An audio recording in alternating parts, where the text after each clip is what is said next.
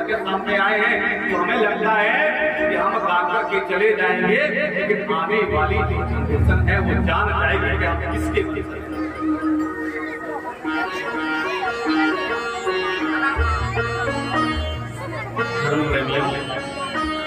आदिवासी भील समाज के जो लोग हैं वो अपने आप को अलग नहीं समझते, लेकिन वो समझ गए हैं। उनका एक अलग से भील प्रदेश है, राजस्थान में चले जाइए आप, और उन्हीं के परिवार में, उन्हीं के वंश में जो राजा हुआ विक्रमादित्य भील हुआ। इसलिए हुआ उनके पिता का जो नाम था गर्दभिल्ला था, उनके पिता का नाम गर्दभिल्ला उनके पिता का नाम था। आज अगर आप गूगल पे सर्च नहीं करोगे तो आपको अपने मोबाइल में ही दिखाई देगा कि विक्रमादित्य के पिता का नाम क्या था। 32 पटपटियों का सिंहासन जिसके पास हो, क्या वो साधारण व्यक्ति हो सकता है? क्या वो वंश कोई साधारण हो सकता है? लेकिन खुद अपने आप को नीच मानते हुए चले आ रहे हो, नीच बने हुए हो, कोई दूसरा क्या कह सकता है महाराज? जब अपना ही सिक्का टूटा हो तो दूसरे को दोष देने से फायदा नहीं है महाराज। और आप लोगों की मनसा क्या है, हमारी समाज की मनसा क्या है कि वो अपने आप को बहुत अछूत समझती है महाराज। अरे हम तो निषाद हैं, भील हैं, अंधा हैं, हमारा कोई वर्चस्व है ही नहीं, पंडित ब्राह्मणों का सब कुछ है महाराज। अरे वो पढ़े हैं इसीलिए सब कुछ है, उनके पढ़े नहीं इसलिए कुछ भी नहीं है तुम्हारा। भैया ये क्या करवा रहे हैं?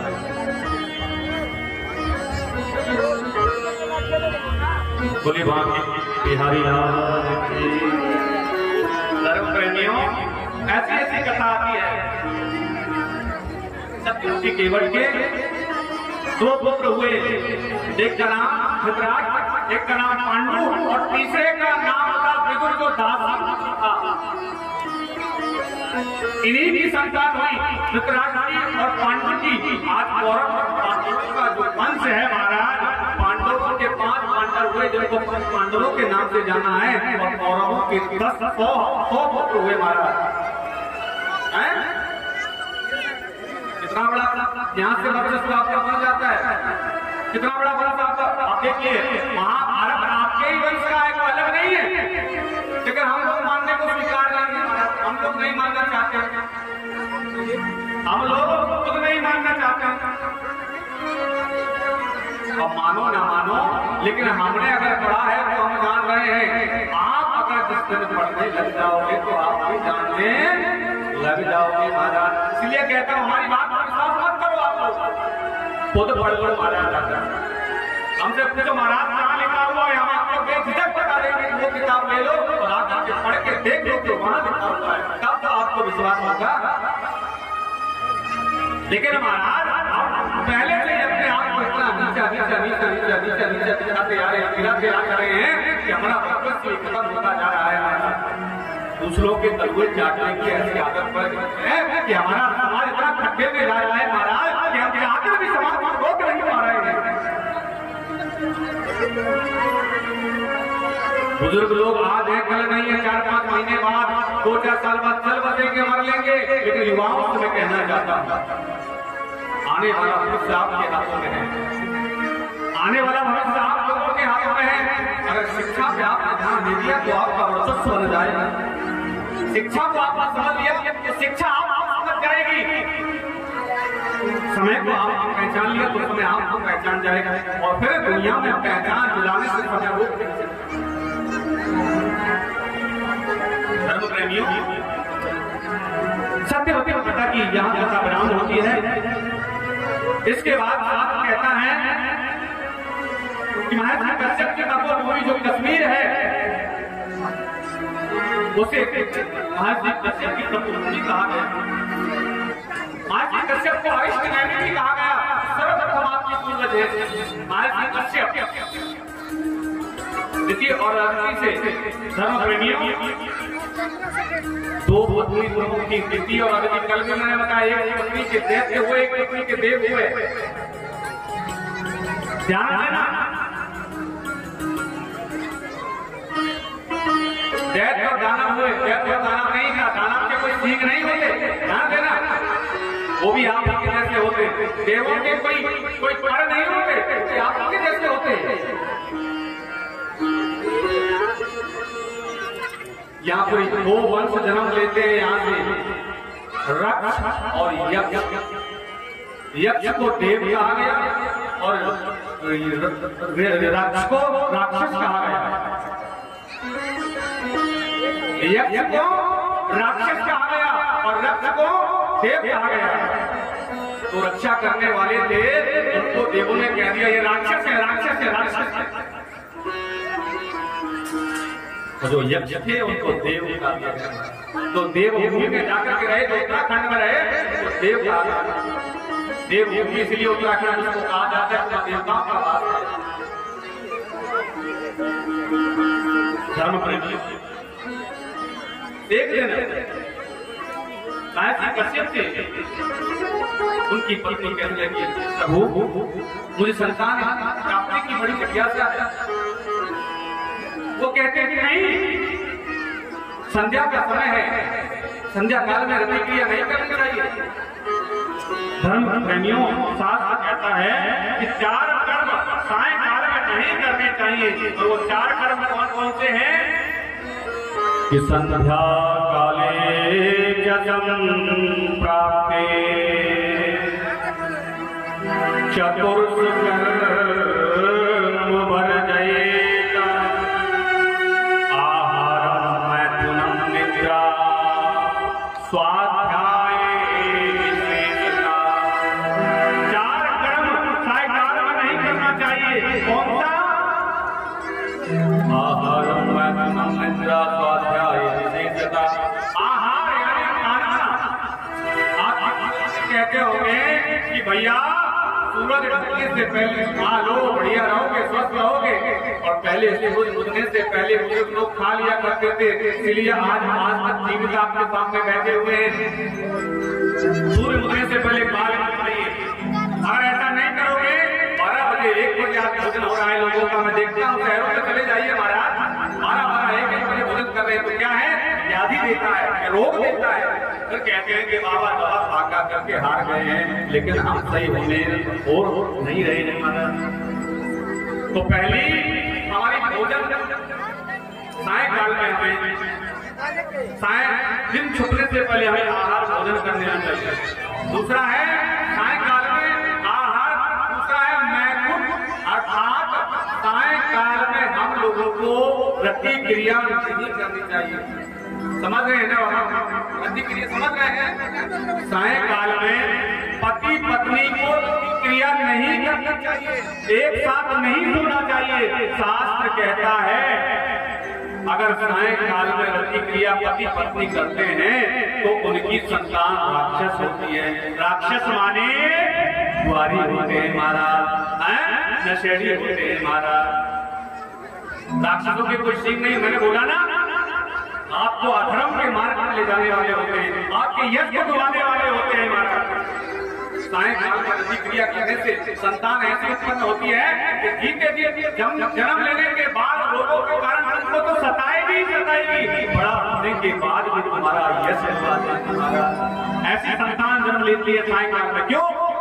भोले बाबा के गण सायंकाल में भ्रमण कर रहे होते हैं।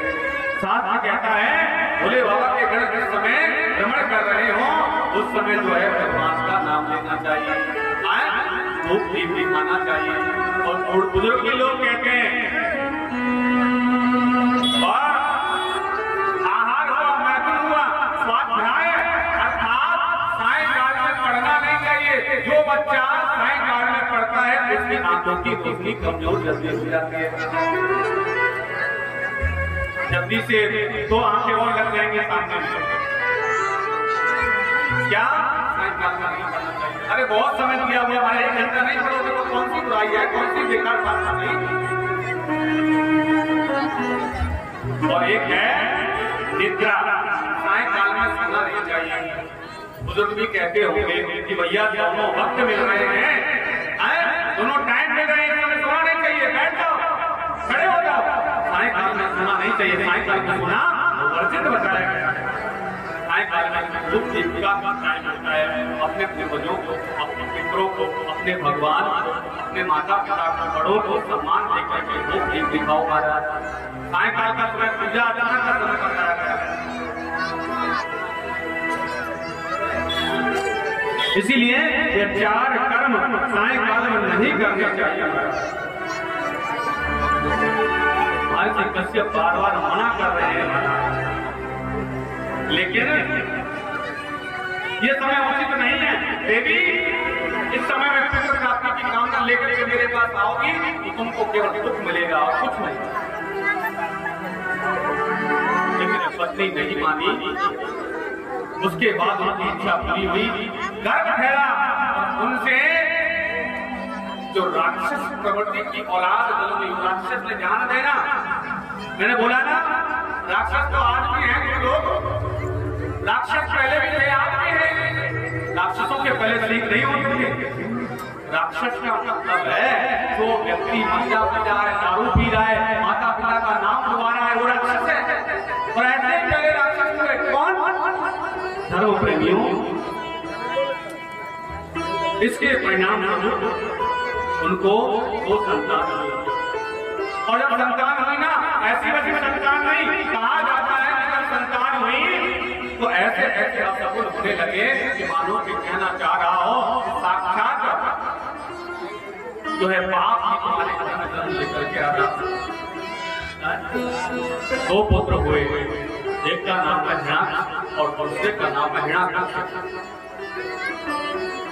हिरण्याकश्यप जब पुत्र हुए, केवल एक गलती के कारण बच्चों के आचरण बिगड़ गए। और माता पिता कहते हैं कि हमारा बच्चा नहीं सीखता है, हमारी बेटी नहीं सीखती है, हमारा बच्चा बिल्कुल भी एक बात हमारी मानता ही नहीं है। कारण क्या है? गर्भ ठहरने के लिए उत्तम समय भी बहुत जरूरी है। और बिना समय के विवाह हुआ नहीं। एक महीने तक युवा घर से निकलते नहीं है। ऐसी दशा मैंने देखी है युवाओं की महाराज। और फिर कहते हैं कि महाराज बच्चे नहीं सीखते। मैंने पहले भी कहा कि दादा के दरबार में अरे बदला कोई न जा, बोया पेड़ बबूल का तो आम कहां से खाए। और जैसा जैसा तुमने कर्म किया है महाराज, उसका फल तो तुमको ही मिलेगा ना, पड़ोसी को तो मिलने वाला नहीं है। अच्छा, समझ में आ रहा है कि नहीं आ रहा है? समझ में आ रहा है ना? कथा आप लोगों के समझ में आ रही है कि नहीं आ रही है? बताइए। तो ध्यान देना, युवाओं से मैं कहना चाहता हूँ, अरे महाराज, जिस वृक्ष की जड़ में पानी नहीं मिलता वो वृक्ष ज्यादा समय तक टिकता नहीं है। जिस वृक्ष की जड़ में पानी नहीं रुकेगा, आगे तूफान आएगा, बह जाएगा, गिर जाएगा, टूट जाएगा। वैसे ही युवा है, अगर युवा के लिए अपना बीवी को अगर तुमने रोक लिया तो तुम टिके रहोगे। बीवी को नहीं रोके तो एक धक्का मारोगे और 4 चला खाकर के गिरोगे। ऐसी नजर बुजुर्गों से सीखो, बुजुर्गों को मालूम है।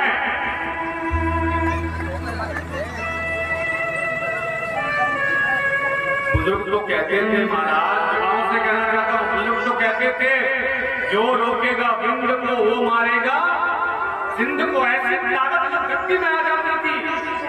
लेकिन अराजकता का नशा ऐसा युवाओं पर चढ़ा हुआ है महाराज कि वो अपने यश को, अपनी कीर्ति को, माता पिता की संस्कार को लाकर के खुंटी पर टांग दे रहे हैं और खुद जो है ऐसी रास्ते पर चल पड़ते हैं।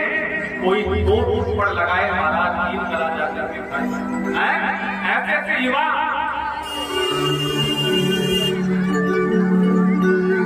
जो व्यक्ति बीवी को रोकता है उसका चेहरा खिला हुआ रहता है।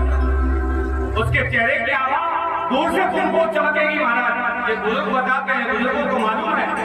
और वो ज्यादा समय तक जिएगा, उसकी आयु बढ़ जाएगी। फिर हमारी आयु को बढ़ाता है महाराज। लेकिन अब तो महाराज जब वृक्ष की जड़ में पानी नहीं रुक रहा है तो वृक्ष फलेगा कैसे, फूलेगा कैसे? अरे बच्चे होते कैसे महाराज? मैं कहना चाहता हूँ, आप समझ रहे हो। इसीलिए युवाओं से मैं निवेदन करता हूँ, ध्यान रखें, मेहनत करें, पढ़े लिखे, रात बेकार उठ करके दौड़ लगाए, अपने शरीर को पुष्ट बनाए, क्योंकि अगर तुम्हारा शरीर लोगों ने घेर लिया है तो जीवन में तुमको भी कोई सुख मिलने वाला नहीं है। शारीरिक कष्ट अगर जीवन में पकड़ लेता है ना, जिंदगी भर छोड़ने वाला नहीं है। और पत्नी आने के बाद भी पत्नी 2 साल रही महाराज, पत्नी पता चला कि किसी और के साथ में भर गई। क्या हुआ महाराज, भगेगी नहीं तो क्या होगा? जिस व्यक्ति को पेट भर के कहीं भोजन नहीं मिल रहा हो तो वो भोजन की इच्छा में कहीं जाएगा कि नहीं जाएगा महाराज? आप समझ रहे हो मैं क्या कहना चाह रहा हूं आप लोगों से? इसीलिए ध्यान देना, कम शब्दों में सब कुछ समझने की आप में बुद्धि है तो आप समझ रहे हैं, आप समझ जाओ। धर्म प्रेमियों और माताओं से भी मैं कहूं कि आप किसी की बेटी हो और आप किसी की सासू हो। आज आप किसी की बेटी हो तो किसी के घर पर जा रही हो बहू बन करके, तो कोशिश ये करो कि उसका बेटा उसकी मां से अलग ना होने पाए, उसका बेटा उसकी मां से अलग ना होने पाए, क्योंकि बेटा उस मां की फसल होती है जिसने सींच करके उसको बड़ा किया होता है। थोड़ी सी लड़ाई होने के कारण पत्नी खबरदार तो अपने माता पिता से बोला, अगर तुमने माता पिता से बात की तो तुरंत अपने मायके ले जाऊंगा, तुम्हारे लिए रहने वाली नहीं हूं। महाराज आज तुम किसी की बहू हो तो कल तुम्हारी भी कोई बहू बन करके आएगी। मैंने बोला ना, जैसे को तैसा मिलना ही मिलना है। तुम किसी की बहू बन करके आई हो, कल तुम्हारे बच्चे होंगे और तुम भी किसी की माँ बाप बनोगे। उस समय जब बेटा तुम्हारा जवान हो जाएगा, उसकी बहू जब तुम्हारे घर में आ जाएगी और तुमसे बोलना बंद करवा देगी, तब तुमको पता चलेगा कि बेटे की जुदाई का कष्ट क्या होता है। मन में बस गई कुंज बिहारी, बस गई कुंज बिहारी। बस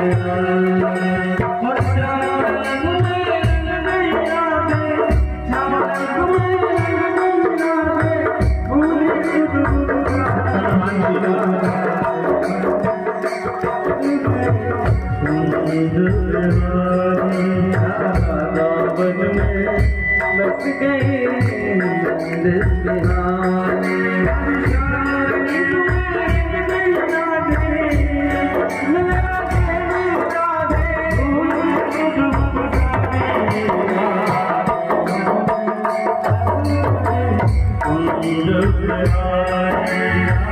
के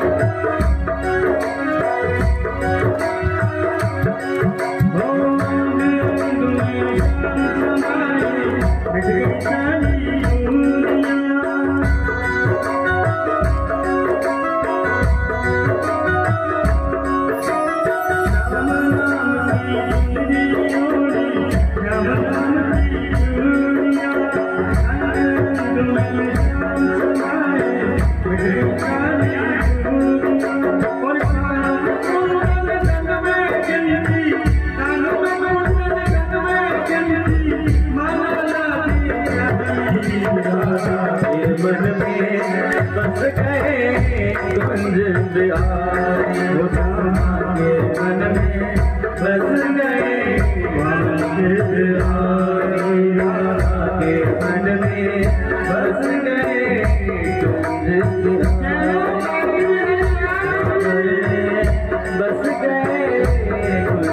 बिहारी